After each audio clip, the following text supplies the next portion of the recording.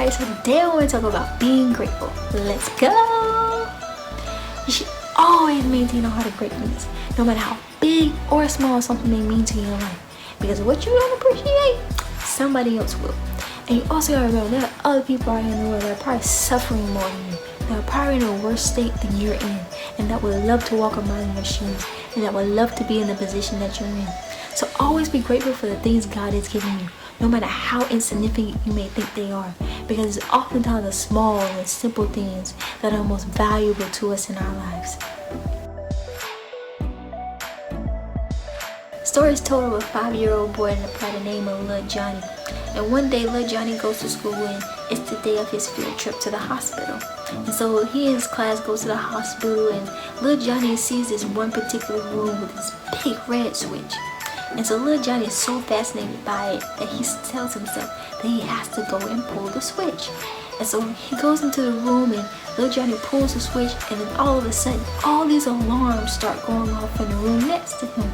And then you could see all the doctors just rushing towards that room and trying to figure out what's going on.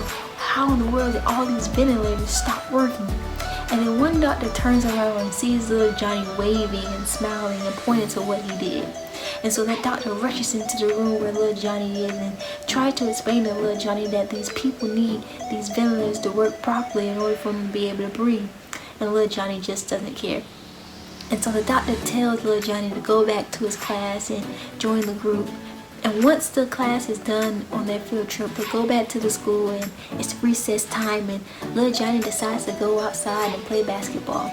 And as he's playing basketball, all of a sudden Little Johnny just loses his breath out of nowhere. And lucky for Little Johnny, he knew a man by the name of Jesus. And so he prayed to Jesus on the inside of him, and he asked him to give him back his breath. And Jesus heard his prayer, and he sent a supernatural wind Little Johnny's way and gave him back his breath. And from that day forth, Little Johnny was forever grateful for the ability to be able to breathe.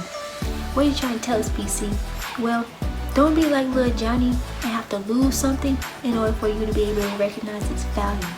You see, it wasn't until Little Johnny lost his own breath was he able to recognize the value of being able to breathe.